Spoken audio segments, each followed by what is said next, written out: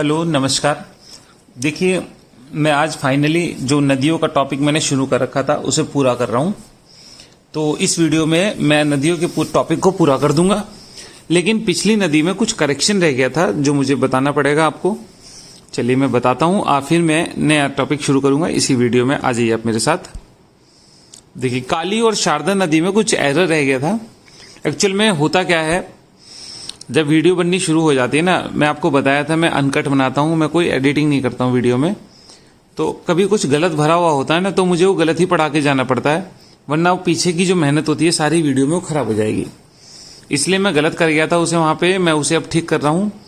अच्छा लगा मुझे कि आप लोगों ने भी कमेंट किया, गलती थी उसे दिखाया।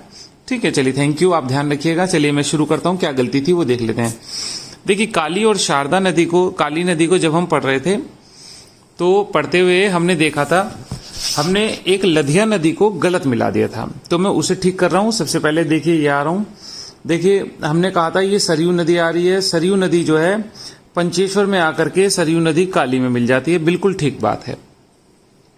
तो पंचेश्वर में किस किस का संगम होता है? पंचेश्वर चंपावत के क्षेत्र में सरयू का संगम होता है काली नदी से। ये वाला क्षेत्र जो है जहां पे संगम होता है, ये आपका काली कुमाऊं का क्षेत्र भी कहलाता है। उसके बाद हम गलती कर रहे थे लधिया नदी पे। देखिए, गजार से निकल रही है लधिया नदी आपकी। गजार हमने कहा था पौड़ी, अल्मोड़ा और चंपावत का जो बाउंड्री सेक्शन है वही गजार है, और गजार नाम का एक गांव भी पड़ता है अल्मोड़ा में। यहां से एक नदी निकलती है जिसका नाम है लधिया, और लधिया आकर के आपका चूका नामक जगह पर, आप देख सकते हैं ये चूका है, चूका नामक जगह पर जहां पर लिखा हुआ है देवीधुरा, वहां पर आकर के ये किस में मिल जाती है? ये आपका ये मिल गई है, ये आपकी काली में मिल जाती है। और काली नदी में मिलने के बाद काली, यहां से काली की अंतिम सहायक नदी है ये उत्तराखंड में, और लधिया को लेकर काली नेपाल के क्षेत्र में प्रवेश कर जाती है। यहां पे मैंने एरर की थी जिसे मैं सुधार रहा हूं। चलिए, अब काली खोला ही है तो एक दो क्वेश्चन पे और बात कर लेते हैं। चलिए आ जाइए। देखिए, ऊपर पंचेश्वर लिखा हुआ था, हमने कहा था पंचेश्वर वो जगह है जहां पे सरयू और काली कुमाऊं का संगम होता है। तो एक बहुत चर्चित जगह वो है पंचेश्वर बांध। देखिए, पंचेश्वर बांध बन रहा है जो बहुत फेमस डैम है, जो कि भारत और इंडिया और नेपाल की संयुक्त परियोजना है। ठीक बात है, इंडिया और नेपाल की, या कहिए उत्तराखंड और नेपाल की संयुक्त परियोजना है। इस डैम की विशेषता क्या है वो मैं आपको बताता हूं। ये डैम 315 मीटर ऊंचा हाइट का है, अभी निर्माणाधीन है। 315 मीटर हाइट होगी इस डैम की। अब आप कहेंगे 315 मीटर है तो इससे क्या फर्क पड़ता है? देखिए, अभी भारत का जो सबसे ऊंचा डैम है वो आपका टिहरी डैम है, उसकी हाइट है 260.5 मीटर है टिहरी डैम की हाइट, और इसकी हाइट देखिए कितनी होगी? 315 मीटर। यानी कि निर्माण होने के बाद ये भारत का सबसे ऊंचा डैम होगा।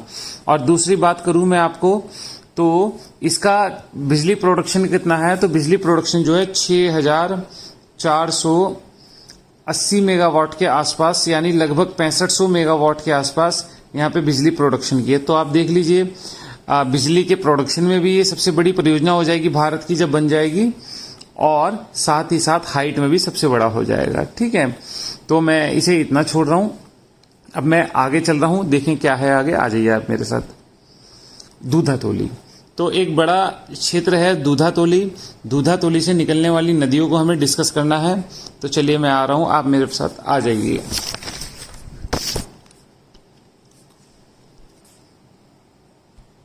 देखिए, दूधातोली, पहले मैं दूधातोली के बारे में बात कर लूं। दूधातोली आपका 3 जिलों में फैला हुआ है। कहाँ का? चमोली, आप देख सकते हैं, एक हो गया आपका चमोली हो गया, एक आपका पौड़ी हो गया, और एक आपका अल्मोड़ा हो गया। इन 3 जिलों में जो क्षेत्र फैला हुआ है उसे क्या बोलते हैं? दूधातोली कहते हैं। दूधातोली को उत्तराखंड का पामीर कहते हैं, क्योंकि यहाँ से 5 नदियां निकलती हैं। आप जानते हैं 5 नदियों का उद्गम होता है उत्तराखंड के पामीर यानी दूधातोली से। तो मैं उसी सेक्शन पे अब चर्चा करने आया हूं। आ जाइए। देखिए, दूधातोली में इसमें से हम कुछ पढ़ चुके थे पहले, पश्चिमी नेयार और पूर्वी नेयार। ये पिछली वीडियो में हम पढ़ चुके हैं। हमने कहा था पश्चिमी नेयार और पूर्वी नेयार नाम की 2 धाराएं निकलती हैं जो सतपुली में एक हो जाती हैं, और वो सतपुली में एक होकर के नेयार कहलाती है। आगे जाके फूलचट्टी व्यास घाट में ये आपका गंगा में मिल जाती है। ये हमने पढ़ लिया था फूलचट्टी व्यास घाट में। पौड़ी में आपकी न्यार नदी गंगा में समाहित हो जाती है। इस सेक्शन को मैं पढ़ गया था, तो इस पे ज्यादा चर्चा नहीं कर रहा, मैं आगे आ रहा हूं। चलिए नेक्स्ट जो निकलने वाली नदी है यहां से, वो देख लेते हैं अटागाड़। अटागाड़ को मैंने बात की थी। अटागाड़ पिंडर की सहायक नदी है और पिंडर अटागाड़ के जल को लेकर के वो अलकनंदा में उड़ेल देती है। तो पिंडर और अटागाड़ का संगम होता है, वही चमोली का क्षेत्र है, आप देख सकते हैं। तो 3 नदियां हो गई, पूर्वी न्यार हो गई, पश्चिमी न्यार हो गई और आपकी अटागाड़ हो गई। उसके बाद नेक्स्ट आ रहा हूं मैं। तो नेक्स्ट एक नदी निकलती है वीनो, आप देख सकते हैं वीनो।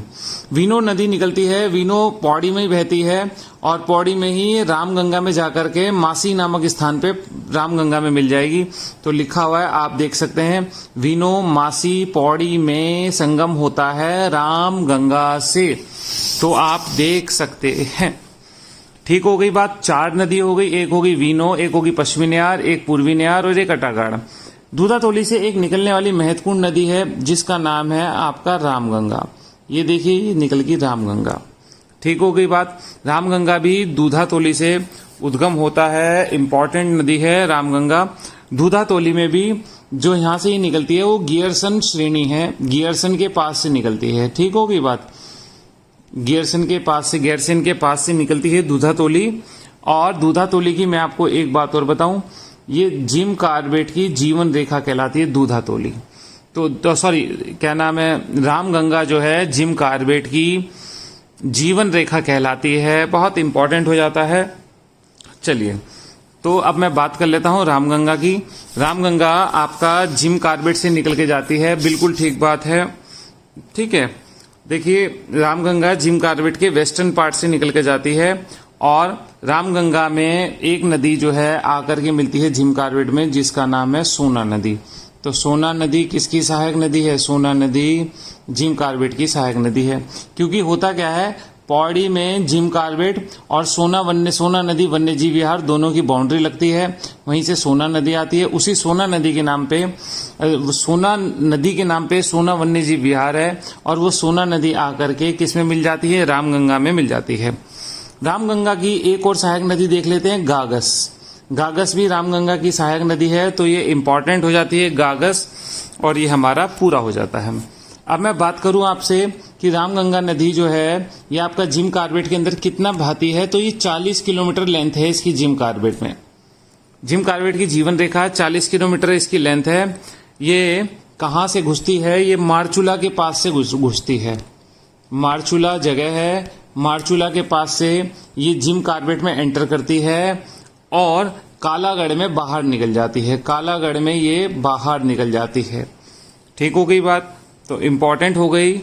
उसके बाद एक और चीज देख लेते हैं, फिर हम आगे चलते हैं। ठीक है, रामगंगा की ही अगर मैं बात करूं तो रामगंगा की एक नदी काशीपुर से निकलती है, जिसकी मैं बात करूंगा, उसका नाम है ढेला नदी। ढेला नदी काशीपुर से निकलती है, बिल्कुल ठीक बात है। और ठाकुर द्वारा उत्तर प्रदेश में पड़ता है। ठाकुर द्वारा के पास उत्तर प्रदेश से बाहर निकल जाती है और आगे जाकर के मुरादाबाद में ढेला नदी किस में मिल जाती है? मुरादाबाद में ढेला नदी रामगंगा में मिल जाती है। तो ढेला नदी भी किसकी सहायक नदी होगी? ढेला नदी भी सहायक नदी हो गई आपकी रामगंगा की। रामगंगा मैंने आपको बता दिया मारचूला से जिम कार्बेट में प्रवेश करती है और कालागढ़ से जिम कार्बेट से बाहर निकल जाती है। चलिए, उसके बाद में नेक्स्ट आ रहा हूं। एक नदी है जो अल्मोड़ा के धार से आ रही है। ठीक है, उस नदी का नाम होगा कोसी, जिसकी सहायक नदी होगी सुएल। ये लिखा हुआ है, कोसानी नाम से धार से एक नदी निकली, जिसमें एक नदी आकर मिली जिसका नाम है सुएल नदी। तो दोनों नदी, कोसी नदी की सहायक नदी होगी सुएल नदी। कोसी नदी उसके बाद आपका नैनीताल जिले में बहती है। और मैं आपको बताऊं, ये जिम कार्बेट के अंदर प्रवेश नहीं करती है। कहीं आप सोचें कि कोसी नदी जिम कार्बेट के अंदर प्रवेश करती है तो गलत बात है। हाँ, कोसी नदी जो है जिम कार्बेट की पूर्वी परिधि बनाती है। देखिए, आप ये मान लीजिए जिम कार्बेट है, तो इसका जो पूर्वी सेक्शन है उसकी पूर्वी परिधि बनाती है आपकी कोसी नदी। और ईस्टर्न पार्ट के जितने भी वाइल्ड लाइफ जानवर हैं वो सारे के सारे इसका जल का प्रयोग करते हैं, कोसी नदी का। तो कोसी नदी जो है पूर्वी क्षेत्र से निकलती है। ठीक बात है।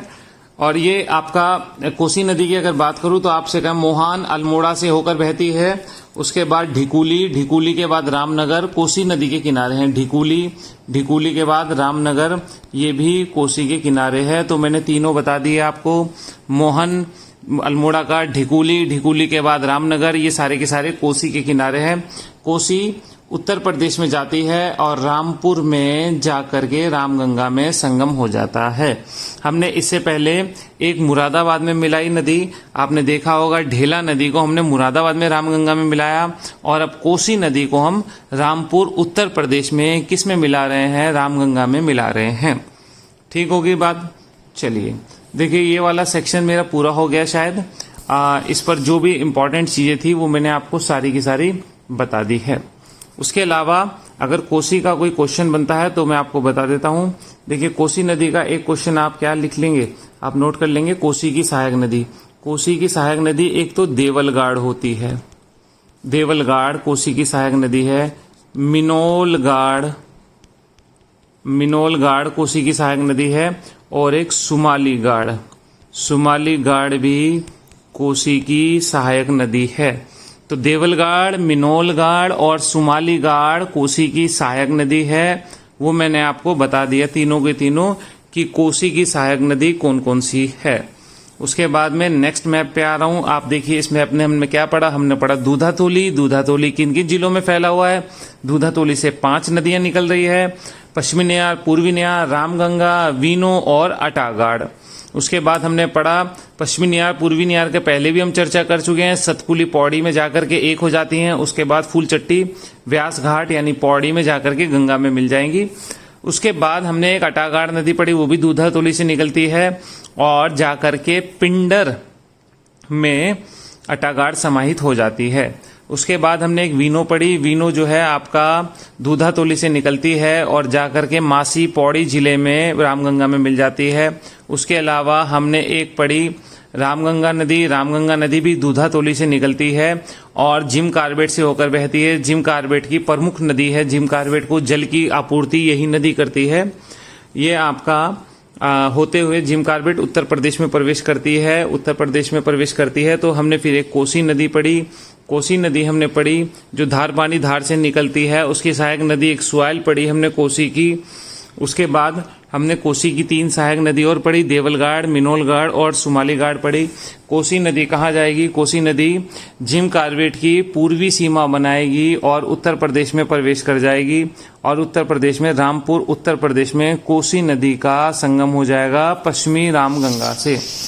ठीक हो गई बात। उसके अलावा हमने एक ढेला नदी पढ़ी थी, ढेला नदी रामगंगा की सहायक नदी है जो काशीपुर तहसील उधम सिंह नगर से निकलती है, ठाकुर द्वारा के पास उत्तर प्रदेश में प्रवेश करती है और मुरादाबाद में रामगंगा में जाकर के मिल जाएगी। यह हमने सारा का सारा चर्चा कर ली, कहाँ से रामगंगा जिम कार्बेट में घुसती है, कहाँ से निकलती है। रामगंगा की एक सहायक नदी सोना नदी है जो पौड़ी सोना नदी वन्यजीव विहार के पास से आ रही है, उसमें से आ रही है और जाकर के आपका जिम कार्बेट में मिल जाएगी। ये हमने सारा का सारा पढ़ लिया। चलिए अब मैं नेक्स्ट चल रहा हूं। नेक्स्ट है खून नदी। देखिए आप, खून नदी इंपॉर्टेंट है, हम देख लेते हैं खून नदी। खून नदी आप देख लीजिए कहाँ से, पौड़ी के लंगूरगाड़ और सीलगाड़ 2 धाराएं निकल के आ रही हैं, लंगूरगाड़ और सीलगाड़, और ये आकर के दुगड्डा में इकट्ठी हो रही है और इसे किस नाम से जाना जाएगा, खो के नाम से जाना जाएगा। यानी दुगड्डा कौन सी नदी के किनारे, खो नदी के किनारे है। उसके बाद हम आगे चलते हैं तो आगे एक कोल्हू नदी आ रही है, कोल्हू नदी स्नेह में आकर के किस में मिल जाएगी, खो नदी में मिल जाएगी और खो नदी आगे उत्तर प्रदेश में प्रवेश करेगी और धामपुर में खो नदी और पश्चिमी रामगंगा का संगम हो जाएगा। दोबारा देख लीजिए, लंगूरगाड़ और सीलगाड़ 2 धाराएं हैं जो दुगड्डा में एक होती हैं और खो नदी बनाती हैं। दुगड्डा खो नदी के किनारे है, कोटद्वार के पास है दुगड्डा, और एक नदी आती है पौड़ी से ही, कोल्हू नदी। कोल्हू नदी स्नेह जगह है पौड़ी में, वहां पर जाकर के कोल्हू नदी और आपका खो नदी का संगम होता है। उसके बाद खो नदी उत्तर प्रदेश में जाती है और धामपुर में खो नदी और पश्चिमी रामगंगा का संगम हो जाता है। अभी पिछले मैप में हम रामगंगा को पढ़ के ही आए हैं। चलिए नेक्स्ट चल रहा हूं, नैनीताल की नदियां। चलिए नैनीताल की नदियों की बात कर लेते हैं। तो हम देखते हैं, सबसे पहले आ रहा हूं मैं नैनीताल की नदी पर। तो आप ध्यान दीजिएगा, नैनीताल की देखिए, नैनीताल के छोटे छोटे स्रोत हैं, नदियां हैं। जो भावर क्षेत्र में सिंचाई के लिए इनका महत्वपूर्ण योगदान है, भावर क्षेत्र के लिए। ठीक बात है। पहाड़ से उतरते हुए मैंने आपको बताया था सबसे पहले भावर का क्षेत्र आता है, जहां पर पानी लुप्त हो जाता है, नदियां लुप्त हो जाती है और मोटे कंकड़ पत्थर का क्षेत्र होता है। तो भावर क्षेत्र की जीवन रेखाएं हैं ये नदी, इनकी बात करते हैं। आइए शुरू करते हैं। सबसे पहले दाबका नदी। दाबका नदी नैनीताल के गर्म पानी क्षेत्र से निकल रही है और बाजपुर से बाद उत्तर प्रदेश में चली जाती है। तो आपसे पूछे बाजपुर किस नदी के किनारे है, तो आप कहेंगे बाजपुर जो है आपका दाबका नदी के किनारे है। उसके बाद एक नदी है बाकरा नदी। बाकरा नदी का स्रोत ये वर्षा जल है, इनके मुख्य रूप से स्रोत जो है ना रेन वाटर है। तो आप देख लीजिए बाकरा नदी उत्तर प्रदेश में खानपुर में उधम सिंह नगर में खानपुर के बाद उत्तर प्रदेश में प्रवेश कर जाती है। उसके बाद पहाड़ पानी से एक नदी निकलती है, पहाड़ पानी का ही जल है, जिसे गोला नदी के नाम से जानेंगे हम। इसमें कालसा और कराली नाम की दो नदियां मिलती है और गोला नदी जो है इसको अन्य नाम भी हैं। किच्छा के बाद ये उत्तराखंड से बाहर हो जाती है। कभी कभी गोला नदी को किच्छा नदी भी कहते हैं। ठीक बात है, गोला नदी को किच्छा नदी भी कहते हैं। दूसरा बैगुल नदी भी इसे ही कहते हैं। किच्छा नदी, बैगुल नदी किसे कहते हैं, खो नदी को ही कहते हैं। फिर आपसे पूछे पहाड़ पानी के पास नैनीताल के 7 ताल झील से निकल के आती है ये। ठीक बात है, नैनीताल के 7 ताल झील से निकल के आती है। उसके बाद आपसे पूछे काठ गोदाम किसके किनारे, तो आप बताएंगे गोला नदी के किनारे। काठ गोदाम गोला नदी के किनारे है। आपसे पूछे हल्द्वानी किसके किनारे, तो आप कहेंगे हल्द्वानी भी गोला नदी के किनारे। आपसे पूछे किच्छा किसके किनारे, तो आप कहेंगे गोला नदी के किनारे। आपसे पूछे शाही किसके किनारे, तो आप कहेंगे गोला नदी के किनारे। ये प्रमुख नगर हैं जो गोला नदी के किनारे हैं। ठीक बात है। उसके बाद गोला नदी हमारे उत्तराखंड से बाहर होकर बरेली उत्तर प्रदेश में जाकर के रामगंगा में मिल जाएगी गोला नदी। तो गोला नदी किस में मिल जाएगी, रामगंगा में मिल जाएगी। मैं आपको एक बात और बता दूं, जब मैंने आपको कहा कि काठगोदाम गोला नदी के किनारे है, तो काठगोदाम में एक बैराज भी बना हुआ है। फिर बैराज की बात आती है। बैराज हमने कहा था पानी को डाइवर्ट करने के लिए बैराज बनाया जाता है। तो इससे भावर का जो क्षेत्र है सारा का सारा, जब पहाड़ से नदी उतरती है तो सारे में सिंचाई की व्यवस्था की गई है। इन नदियों का यही मुख्य उद्देश्य है। वर्षा जल के मुख्य रूप से पानी है और इनका उपयोग वहां पर सिंचाई के लिए किया जाता है। ठीक बात है। बरेली में जाकर के गोला नदी किसमें मिल जाती है, रामगंगा मिल जाती है। गोला नदी का नाम दूसरा क्या लिखा हुआ, गार्गी नदी भी लिखा हुआ है और लिखा हुआ है काठगोदाम से मैदान में प्रवेश करती है। उसके बाद नेक्स्ट अगर बात करूं देहुआ नदी। देहुआ नदी आप देख लीजिए, नैनीताल से देहुआ नदी का पानी आ रहा है। फिर नैनीताल के चोर गलिया से उसमें से एक नदी अलग हो जाती है जिसका नाम है नंधौर नदी। और नंधौर नदी जाके उधम सिंह नगर में नानक सागर झील में समाहित हो जाती है। और मुख्य देहुआ नदी ये रही जो उत्तराखंड के बाद उत्तर प्रदेश में प्रवेश कर जाती है। तो आप देख सकते हैं देहुआ नदी भी हो गई आपकी। देहुआ नदी भी नैनीताल से आ रही है। उसी में से एक नदी निकली है जिसका नाम है नंधौर नदी। ठीक है, तो नंधौर नदी निकल करके नानक सागर झील में समाहित हो जाती है नंधौर नदी, और देहुआ नदी आपका उत्तर प्रदेश में चली जाती है। तो लगभग मैंने आपको सारी नदियां बता दी हैं, सारी नदियां डिस्कस कर दी हैं। देखिए आगे देखें क्या है। चलिए, मेरे ख्याल से अब आपका उत्तराखंड का लगभग सारा नदियों का सेक्शन पूरा हो गया है। मैंने कोशिश की है आपको अधिक से अधिक समझाने की। ये छोटी छोटी नदियां थी, मैंने बाद में डिस्कस करने के लिए रखी थी। चलिए, समझता हूँ आपको समझ आया होगा। कोई अगर मेरे से बोलने में किसी प्रकार की कोई गलती हो जाती है तो आप कमेंट कर दीजिएगा, मैं अगले वीडियो में उसे सुधार दूंगा। चलिए, अपना ध्यान रखिएगा। Thank you.